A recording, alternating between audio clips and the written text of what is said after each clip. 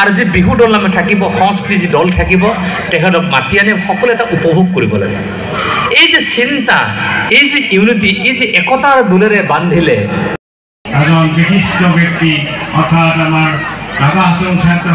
সাহিত্য পৰিষদৰ মুখ্য কাৰ্যনিৰ্বাহক বিষয়ক সদস্য সন্মানীয় টকেশ্বৰ ৰাভাদেৱ আমাৰ মাজত আহি গৈছে সেই অনুভূতিৰ অন্তৰত এই ব্যৱস্থা থাকে আৰু সেইকাৰণে এই উৎসৱৰ বহাগ বিহুৱে সেইকাৰণে ৰঙালী বিহু বুলি জানো সেইকাৰণে মানুহৰ মাজত ৰঙৰ উৎসৱ ৰঙৰ উৎসৱ মানুহৰ মাজত এটা ইমান আনন্দমুখৰ পৰিৱেশ ইমান উৎসৱমুখৰ পৰিৱেশটো আনি দিয়ে প্ৰকৃতিৰ সলনি হোৱাৰ লগে লগে আপোনালোকে চাব প্ৰকৃতি এনেধৰণৰ এক বস্তু যে সলনি হ'বই উলিগিটিৰ বাট বিলনি গছে পাত সলায়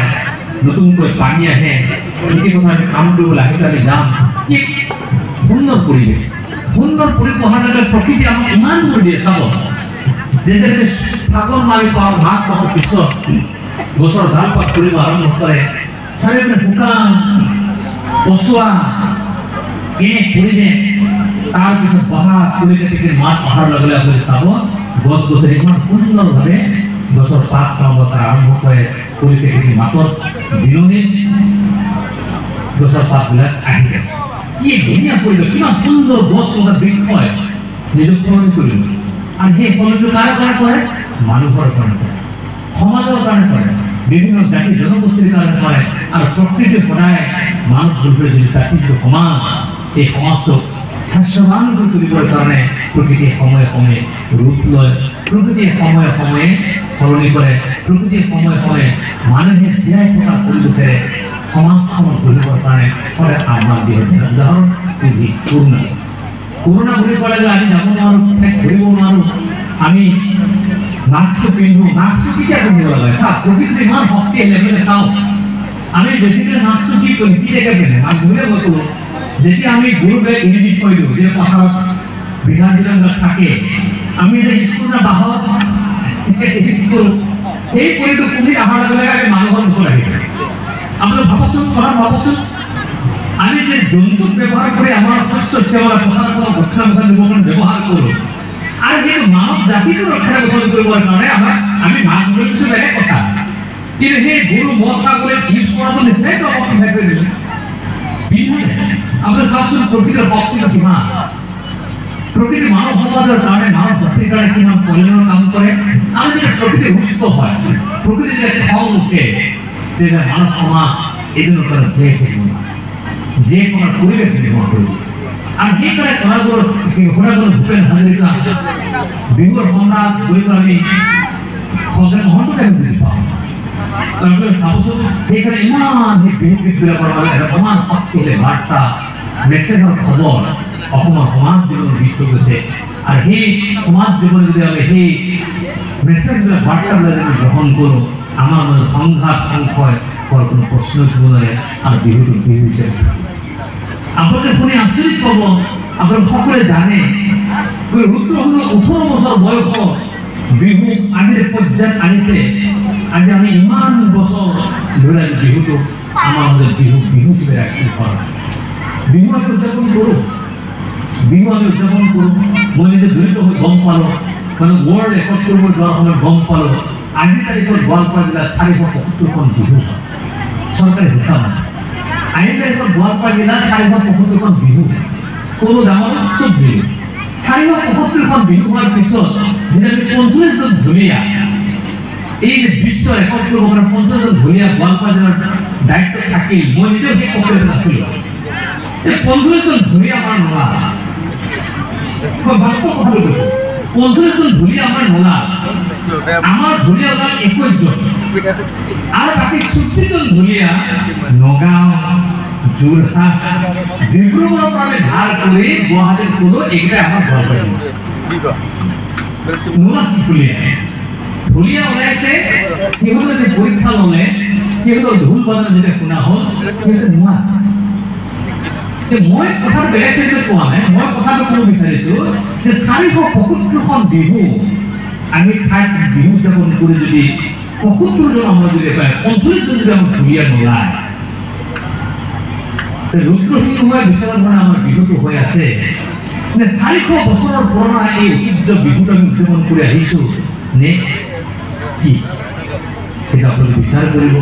সেটা চেক কৰিব। সেইকাৰণে বিহুটোক আমি বিহু হৈ থাকিব লাগে, সংস্কৃতিটো আমি সংস্কৃতি হৈ থাকিবই দিব লাগে, কৃষ্টিটোক আমি কৃষ্টি হৈ থাকিব দিব লাগে। মানৱ জাতিটোক মানৱ জাতি হিচাপে ব্যৱহাৰ কৰি কাম কাজ কৰোঁ, তেতিয়াহ'লে আমাৰ সমাজ, আমাৰ ব্যৱস্থা, আমাৰ প্ৰকৃতি, আমাৰ বিশ্ব ব্ৰহ্মাণ্ড, আমাৰ সামাজিক ব্যৱস্থা, আমাৰ গাঁও ব্যৱস্থাসমূহ সৰ্বাংগ সুন্দৰ হৈ পৰে। প্ৰকৃতি কোনোদিন সলনি নহয়, কোনোদিন সলনি নহয়। প্ৰকৃতিয়ে আপোনালোকে চাব, বহাগ আহিলে একেই পৰিৱেশ পৰিস্থিতি। গছ যিমানে শুকান নকৰ নহওক, যিমানে গছবোৰ পাত কৰি লঠঙা নহওক, বহাগ অহাৰ আগে আগে গছত পাত ওলাব। হয়তো আমি মানৱ জাতিটো সলনি নহওঁ, মানৱ জাতিৰ চিন্তা সলনি নহ'ব পাৰে, কথা বতৰা সলনি নহ'ব পাৰে, আমাৰ কাম কাজ সলনি নহ'ব পাৰে। প্ৰকৃতি সদায় মানৱ জাতিৰ কাৰণে সদায় যিটো সময়ত যি ধৰণে সলনি হৈ যাব, কিন্তু মানৱ জাতিৰ মানৱ সমাজটোহে আমি প্ৰকৃতিৰ নিচিনা কৰি যদি সলনি হ'ব পাৰিলোহেঁতেন, প্ৰকৃতিৰ সমান্তৰালভাৱে যদি কাম কাজ কৰিব পাৰিলোহেঁতেন, তেতিয়াহ'লে আমাৰ বিশৃংখল পৰিৱেশ কেতিয়াও নহ'লে। মই আপোনালোকৰ অঞ্চলত আজি 25টা বছৰে ইমান কষ্টৰ মাজেৰে মানুহবিলাকে ক'ব, আপুনি গম পাব, বিহু কবি থকা মানুহখিনি গম পাব যে কিমান কষ্টৰ মাজেৰে আপুনি বিহু উদযাপন কৰে। তাতো আপোনালোকে কাৰোবাৰ পৰা কোৱা শুনিব, ইমান টকা লাগে না বিহুটো পাতোঁতে, ইমান টকা নালাগে, এই কথাও শুনিব। আপোনালোকে দেখিবলৈ পাব যে দান বৰঙণি দিয়ে, তেওঁলোকে আপোনালোকৰ গাঁৱৰ পৰা দান বৰঙণি দিব, দান বৰঙণি দিয়ে বিচাৰি দিব, তেওঁলোকে গম পায় কি কষ্ট হয়, পইচা দিয়াতে গম পাব কি কষ্ট কৰে। তাতে আকৌ 2-3 মানুহ থাকিব যে বিহুটো পাতিছে, ইমান পইচা লাগে না, নহ'লে তোমাৰ আমাৰ বিহুটো কমতে পাতি দিলেহেঁতেন। সেই মানুহবিলাকে আকৌ বিহুটো পাতিবলৈ দিয়ে যে নোৱাৰিব, বহুত জটিল। কিন্তু তাৰ মাজত আপোনালোকে ইমান পৰিৱেশৰ মাজত মই গম পালোঁ চাকৰি বাকৰিৰ সংখ্যা কিমান নগণ্য, ব্যৱসায় বাণিজ্য কিমান আছে নগণ্য, কিমান পঢ়া শুনা মানুহৰ সংখ্যা আছে নগণ্য। তাৰ মাজতো অসমীয়া জাতিৰ যিটো উৎসৱ, এই বিহু, বহাগ বিহুৰ ৰঙালী বিহুটোক, বহাগ বিহুৰ ৰঙালী বিহুক উদযাপন কৰিবৰ কাৰণে ইমান আনন্দৰে আপোনালোকে গোটেই গাঁৱবাসী ৰাইজ জড়িত হৈছে, তাৰ কাৰণে মই বহুত ধন্যবাদ জ্ঞাপন কৰিছোঁ। আপোনালোকে এই উদযাপন কৰি যাওক, আপোনালোকে আগবাঢ়ি যোৱা কোনো নাথাকে। নতুন প্ৰজন্ম, যুৱ প্ৰজন্মই জানিবই লাগিব অসমৰ সংস্কৃতি, অমৰ উৎসৱ যদি আপোনালোকে নাজানে, নতুন প্ৰজন্ম যদি নাজানে, তেতিয়া সম্ভৱ নহ'ব। আৰু দিন সলনি হৈছে, পৰিৱেশ সলনি হৈছে। আপোনালোকে চাব, মই লাষ্ট ডেট যেতিয়া আপোনালোকে গম পালে আপুনি শুনি আচৰিত পাব, আপোনালোকে আচৰিত পাব, যিজন যোৱাবাৰ আমাৰ ধুবুৰীৰ যিজন APC প্ৰথম হৈছে স্থান পাইছে, সেই স্থান হোৱাজনৰ ইন্দ্ৰজিৎ মানে অসমৰ জাতি জনগোষ্ঠী উৎসৱৰ কথা বাদ দিতে ইন্দ্ৰজিৎ হোৱাই নাই। ইন্দ্ৰজিৎ মানে এনেকুৱা নহয় ইন্দ্ৰজিৎ যে পাঠ্যপুথিত থকা বস্তুহে ইন্দ্ৰজিৎ দিব নহয়। যদি অসমৰ মানুহৰ কাৰণে কাম কাজ কৰিবলগা হয়, অসমত থকা বিভিন্ন জাতি জনগোষ্ঠী নিৰ্দিষ্ট মানুহৰ কৃষ্টি, সংস্কৃতি, ভাষা, ট্ৰেডিশ্যন, বিলিফ চিষ্টেম, কাষ্টমাৰী ল, ফুড হেবিট, তাৰ সংক্ৰান্ত নলেজ থাকিলেতো আমাৰ কথাখিনি বিষয় আমাক চলাব। তাৰ সংক্ৰান্ত বিৰুদ্ধে নলেজটো নাই, কেনেকৈ চলাব? কোনো নিশ্চয়। সেইকাৰণে আজিৰ তৰিকা, আজিৰ চিন্তাধাৰাবিলাক সলনি হয়। আৰু সেইকাৰণে আমাৰ যুৱ প্ৰজন্ম, ইতিহাস প্ৰজন্ম ইয়াৰ সংক্ৰান্ত নলেজ দিয়াটো জনোৱাটো, আৰু এই ধৰণৰ উৎসৱবিলাকে নিশ্চয়কৈ নতুন এটা চিনাকিৰে পৰিচয় হ'ব, যি চিনাকিৰে পৰিচয় উঠি প্ৰজন্ম জানিবৰ কাৰণে বাধ্য কৰা হ'ব। আৰু তেনে এই পোহৰ, তেনে মহল, এই ফুলাৰগুৰি যি মিলন সংঘৰ উদ্যোগত যি ধৰণে প্ৰচেষ্টা উদযাপন কৰি আহিছে, যথেষ্ট কষ্টৰ মাজেৰে নিশ্চয়কৈ তেখেতসকলে কৰিব। তাৰে আমি ধন্যবাদ শুভেচ্ছা আমাৰ তেখেতসকলে মই জ্ঞাপন কৰিছোঁ। তাৰ মাজেৰে উৎসৱটো উদযাপন কৰিব, কিন্তু আহি থকা দিনসমূহত আপোনালোকে চেষ্টা কৰিব 1 সপ্তাহ 10 দিনৰ কাৰণে হ'লেও কোনো দুটা বিহু দলৰ দ্বাৰা আপোনালোকে অন্ততঃ যিখিনি গাঁৱৰ ছোৱালী থাকিব, দহজনী ছোৱালী থাকে, তাৰ লগত আপোনালোকে ট্ৰেইনিং, নিজে ঘৰটো বুজোৱা, বাহিৰটো বুজোৱা, মানে এনেধৰণে যদি প্ৰেক্টিছ কৰে, সেই বিহু দলটো যদি আপুনি এটা দিন যেতিয়া নাচিবলৈ দিয়া যায়, গাঁৱৰ মানুহে আনন্দ পাব, নিজে খুব বেছি আনন্দ পাব, আমি চবেই আনন্দ পাওঁ, আপোনালোকে চবেই আনন্দ পাওঁ। এই পৰিৱেশৰ পৰিস্থিতি সূচনা কৰি দেখিবলৈ পাব যে আমাৰ যি আহোমৰ ৰুদ্ৰসিংহই যে চিন্তা চৰ্চাৰ মাজেৰে বিহুটো এই মজিয়ালৈকে আনিছিল এইটো সাৰ্থক হ'ব মইতো আশা ৰাখিছোঁ আৰু মই ক'বলৈ বিশেষ নকওঁ কাৰণ আমাৰ অৱতাৰ আপুনি এইখিনিতে অপেনিং কৰিছে বহুদিন আপোনালোকৰ দাবীটো আছিল সেইটো আপোনালোকে পালে গতিকে আপোনালোকে ব্যৱহাৰটো কৰক আৰু নিজৰ জনগোষ্ঠীৰ সৃষ্টিও আপোনালোকে কৰক বিভিন্ন সময়ত ক্লাবৰ বিভিন্ন অনুষ্ঠান আপোনালোকে কৰক ল'ৰা ছোৱালী শিক্ষা দীক্ষাবিলাকৰ বিভিন্ন অনুষ্ঠান কৰক সাংস্কৃতিক লৈ বিভিন্ন অনুষ্ঠান কৰক কৃষ্টিক লৈ অনুষ্ঠানটো কৰক কোনো অসুবিধা নাথাকে আৰু কেৱল যি কাম কাজবোৰ থাকে সেইবিলাক লৈ কিছু কাম কাজখিনি আপোনালোকে কৰিব পাৰে মই ভাল হ'ব মই তাকে আশা প্ৰকাশ কৰিছোঁ পুনৰবাৰ ক্লাবৰ বিভাগসমূহৰ সকলো কৰ্মকৰ্তাসকল উদযাপন সমিতিৰ সভাপতি সোমবাৰ কৰ্মকৰ্তাসকলক মই বহু বহু ধন্যবাদ উদযাপন কৰিছোঁ অৱশ্যে সেইদিনাখন আগতীয়াকৈ আছিলে কিন্তু মই যথেষ্ট এটা প্ৰগ্ৰাম আছিল ল'ৰাহঁতে গৈছিল মই ক'লোঁ যে মই নোৱাৰিম 5টা বজাত পাৰিম যথেষ্ট প্ৰগ্ৰাম আছে তাৰ কাৰণে তেওঁ পিছুৱাই দিলে তাৰ কাৰণে বহুত ধন্যবাদ আৰু মোৰ দুখো লাগিল বেয়াও লাগিল যে মোৰ কাৰণে প্ৰগ্ৰামটো অলপ পিছুৱাই দিব লগা হ'ল তাৰ কাৰণে মোৰ বেয়াও লাগিল যায় নহয় তাৰ কাৰণে মই দুখিত তাৰ কাৰণে মই আপোনালোকৰ ওচৰত মই ক্ষমা বিচাৰিছোঁ আৰু মই বিশেষ ক'বলৈ খোজা নাই পুনৰবাৰ আপোনালোকক সকলো শুভেচ্ছা হিচাপে জ্ঞাপন কৰিছোঁ আৰু আহিলে দিনসমূহত সকলোৱে এখন আমাৰ হিচাপে কাম কাজখিনি কৰিব লাগে কাউন্সিলে নিশ্চয় কাম কাজখিনি কৰিব কাউন্সিলখন দুৰ্বল মই দুৰ্বল বুলি এইকাৰণে কথাখিনি কৈছোঁ কাৰণ উন্নয়ন কৰিবলৈ গ'লে প্ৰচাৰ প্ৰয়োজন হয় আন্দোলন প্ৰয়োজন হয় তথাপি আশা প্ৰকাশ কৰোঁ আহিলে দিনসমূহত যিহেতু ইতিমধ্যে অসম চৰকাৰে কেবিনেট যি সিদ্ধান্ত কাউন্সিলখন সাংবিধানিক মৰ্যাদা দিবৰ কাৰণে ইতিমধ্যে প্ৰস্তাৱ দিল্লীলৈ প্ৰেৰণ কৰিছে আৰু চব ঠিকে ঠিকে থাকিলে আহিলে দিনসমূহত যেতিয়া কাউন্সিলখনৰ কাৰণে সাংবিধানিক মৰ্যাদাৰ সৃষ্টি অন্তৰ্ভুক্ত কৰিব পাৰে নিশ্চয়কৈ সেই সময়ত কাউন্সিলখনে ভালকৈ কাম কাজখিনি কৰিব এই কথাখিনি মই আশা প্ৰকাশ কৰিছোঁ যদিও কাউন্সিলখনৰ আমাৰ জনগোষ্ঠীৰ ব্যক্তিৰ নেতৃত্বত থাকিব তথাপি মই এই কথাখিনি মই আপোনালোকক প্ৰতিশ্ৰুতি মই প্ৰদান কৰিব পৰা যায় যে আহিলে অনাদি অনন্তকাললৈ ৰাভা জনগোষ্ঠীৰ ব্যক্তিসকলে আপোনালোকক সকলোকে লগত ৰাখি যিমানে সাংবিধানিক এখন কাউন্সিল হ'ব সকলোকে লগত ৰাখি ইয়াত থকা সকলো জাতিক একেলগে ৰাখি এই অঞ্চল উন্নয়ন কৰিবৰ কাৰণে আগবাঢ়িবৰ কাৰণে স্বাস্থ্য শিক্ষা শিক্ষা বাহিৰ সকলো আন্তঃগাঁথনি চেষ্টা জনগোষ্ঠীসমূহৰ প্ৰেক্টিছসমূহ আগবাঢ়িবৰ কাৰণে মই ভাবোঁ কাউন্সিলখনে কৰিব বিগত সমস্যাটো কৰা নাছিল আজি কৰা নাছিল ভৱিষ্যত দিনতো নকৰিব সেই কথাখিনি মই আপোনালোকক কৰোঁ কাৰণ আপোনালোকে নগৰৰ ওচৰত আমাৰ বাৰিধানৰ ওচৰতে আছে আপুনি গম পায় অতি সুন্দৰ পৰিৱেশৰ মাজত আছে ভাল ভাৱত আছে আৰু যদিও বা ৰাভা মাধ্যমটো মাধ্যম হিচাপে ৰাভাসকলৰ মাধ্যমতে ইউজ হৈছে আপোনালোকৰ কাৰণে ভাল খবৰ কোনটো আছে আপোনালোকে চাব যে স্ক্ৰিপ্টটো যেন আমাৰ এছামিজ স্ক্ৰিপ্টটো যেন এছামিজ অসমীয়া হয় সেইকাৰণে আপোনালোকে সুন্দৰভাৱে বুজা পৰা কাৰণতে নিশ্চয় ধুনীয়াকৈ থাকিব গতিকে ভয় কৰিবলৈ কোনো কথা নাই মিচিং বুলি ক'লে স্ক্ৰিপ্টটো ইংলিছ বড়ো বুলি ক'লে স্ক্ৰিপ্টটো দেৱনাগৰী হয় অলপ প্ৰব্লেমটো আহিব ৰাভাসকলৰ স্ক্ৰিপ্টটো যদি এছামিজ গতিকে সকলো জাতি জনগোষ্ঠীৰ মানুহে একেলগে থাকি একেলগে কাম কাজ কৰি একেলগে এটা পথৰে আগবাঢ়ি গৈ আমি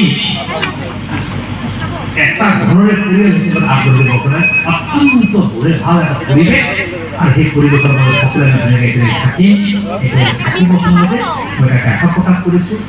আৰু বিহুৰ বতৰত মই বিশেষ ক'বলৈ খোজা নাই বিহু বোলে সুন্দৰ বিহু বোলে ৰাইজ গতিকে বিহু মই নিজেও গুজৰাট ৰঙালী বিহু কমিটিত যিহেতু মই নিজে জড়িত পৰিৱেশৰ ক্ষেত্ৰত গতিকে তাৰ মাজত বিহু দলটো নাছিলোঁ গতিকে একদম বহু বছৰ নাছিল উদযাপন সমিতিত সোণালী জয়ন্তী মই উদযাপন কৰাৰ হোৱাৰ পিছত মানে সৰু সৰু ল'ৰা ছোৱালী গালি গালাজ পাৰি মেলি একেলগে কৰি একদম চব সৃষ্টি কৰিছে মই আমাৰ বিহু দল বিচাৰিবলৈ পাব ৰাভা কৃষ্ণ বিচাৰিবলৈ পাব বড়ো কৃষ্ণ বিচাৰি পাব আপোনালোকে গোৰ্খা কৃষ্ণ বিচাৰি পাব পুৰা মই তাত ধৰিব নাপায় তেনেকৈ নাই একদম পুৰা গাভৰু ছোৱালী ডেকা ল'ৰাই বিহু ঢোল বজাব নাচিব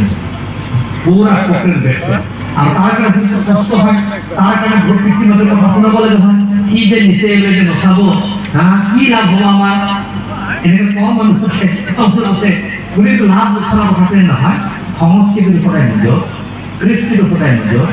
উৎসৱটো নিজৰ আমি কেনেকৈ নিজক ল'ম সেইটো নিজৰ ওপৰত নিৰ্ভৰ কেনেকৈ আপোনালোকে ল'ব নিজৰ গুণ ক'ব এতিয়া আপোনালোকে বিহুটো নিজৰ পৰা ধৰি লৈছে সেইকাৰণে খোলাবলৈ এইখন গাঁৱত আপোনালোকে আজি বিহুটো বিচাৰি কৰিছে নহয় নহয় নিজৰ পৰা ধৰি লৈছে বুলি কয় নিজৰ পৰা ধৰি লোৱাটো বিহু উদযাপন নহয় 25 বছৰ আগৰ কথা ভাবক 25 বছৰ আৰম্ভণি কৰোঁতে মেক্সিমাম 10জন মানুহ গৈছে নিশ্চয় মই ইতিহাস ক'ব জানে আৰু কিমান কষ্ট লাগে কিমান কথা শুনিব, কিমান হুঁচৰি হ'ব, কিমান দিনে অপমানিত হ'ব, তাৰ মাজত বিহু পাতিব প্ৰস্তুত ধৰা। আজিৰ বেলেগ পৰিস্থিতি হ'ল, আপোনালোকে চাব বিহুৱে আছে চাব এনেকুৱা পৰিৱেশৰ মাজৰ পৰা এইটো আৰু সদায় গম পাব সংঘাতে সমন্বয় কৰে। কিন্তু আজিৰ পৰিৱেশত সমন্বয় সংঘাত এই বস্তুবোৰৰ মাজত ইমান এটা ধুনীয়া পৰিৱেশ হৈ গ'ল। নতুন এখন ৰাভা, নতুন এখন গোৱালপাৰা, নতুন এখন সহজে আমি আহিবলৈ সুধিলোঁ যে আপোনালোকৰ গাঁওখন মানে গোৱালপাৰা পশ্চিমত থাকিল নে আপোনালোকৰ গাঁওখন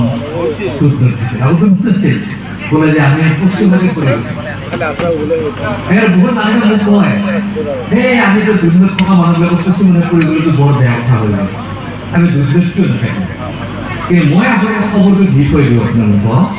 যে পশ্চিম গোৱালপাৰা বিধানসভা সমষ্টিটো যিধৰণে বনিল,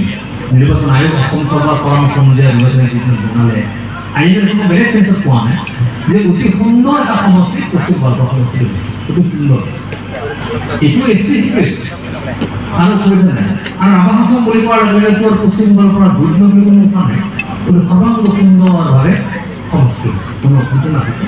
ভালকৈ আপোনালোকে থাকিব, কোনো অসুবিধা নাথাকে। কিন্তু এটা বিশেষ জনগোষ্ঠী আমাৰ মাজৰ পৰা তেখেতসকলে আঁতৰি গৈছে। নিৰ্বাচন আয়োগ অসম চৰকাৰৰ সিদ্ধান্ত অনুযায়ী তেখেতসকলে কৰিছে। বাকী সকলো ধুনীয়াকৈ থাকক, ধুনীয়াকৈ থাকি আৰু এখন ভাল ৰাভা হাছং গঢ়িবৰ কাৰণে, ভাল গোৱালপাৰা গঢ়িবৰ কাৰণে সকলোকে সহযোগ কৰিবৰ কাৰণে, সহযোগিতা কৰিবৰ কাৰণে মই আহ্বান জনাইছোঁ। আৰু পুনৰবাৰ কোলাৰবাৰী মিলন সংঘৰ সভাপতি সংঘৰ সকলোকে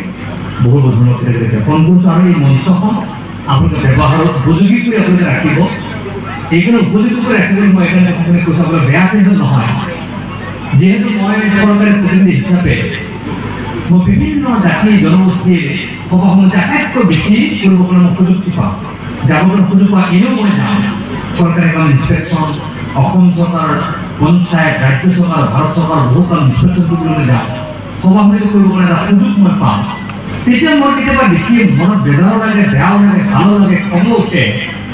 যে বহু ঘৰ, বহু ষ্টেজ বাৰিষা দিনত বিশেষকৈ দেখা পাওঁ তাত গৰু ছাগলী ধুনীয়া আড্ডা দিছে, গৰু ছাগলী ধুনীয়াকৈ আড্ডা ধৰিছে, বেলেগ লগত মই বেলেগ চিন্তা পোৱা নাই, ধুনীয়াকৈ আড্ডাটো দিয়ে। তেতিয়া মই সেইখন গাঁৱৰ মানুহক লগ পালে কওঁ যে আমাৰ সেইটো ঘৰ, সেইটো মঞ্চ, সেইটো সভাগৃহ, আমাৰ যে গৰু ছাগলী ধুনীয়াকৈ আড্ডা দি আছে তেওঁলোকৰ কাৰণে যে আমাৰ মানুহৰ কাৰণে। দুইটা মানুহ জ্যেষ্ঠ মানুহ ধেমালি কৰি জানিলে কয় যে আমি বাৰিষা দিনটো তেওঁলোকৰ ফালে দিছোঁ, খৰালি আমাৰ কাৰণে ধেমালি কৰি কয়, তথাপি কয় যে এই কথাটো মই এইকাৰণে ধেমালি কৰি কথাখিনি কৰোঁ যে ষ্টেজটোত আপোনালোকে আমাৰ বাৰিষা আমাৰ কাম নাথাকে, কিন্তু আমি গাঁওখনত যদি ল'ৰা ছোৱালী সকলো যদি আমি এটা অনুষ্ঠান কৰোঁ, বিহুক লৈ যদি আমি কৰ্মশালা কৰোঁ, ৰাভা কৃষ্টিক লৈ যদি কৰ্মশালা কৰোঁ, আমি যদি নাম দলটোক লৈ পেলাই যদি এটা কৰ্মশালা পাতোঁ, দুখীয়া ল'ৰা ছোৱালীসকলক যদি এনকাৰেজ কৰি যদি কৰ্মশালা পাতোঁ,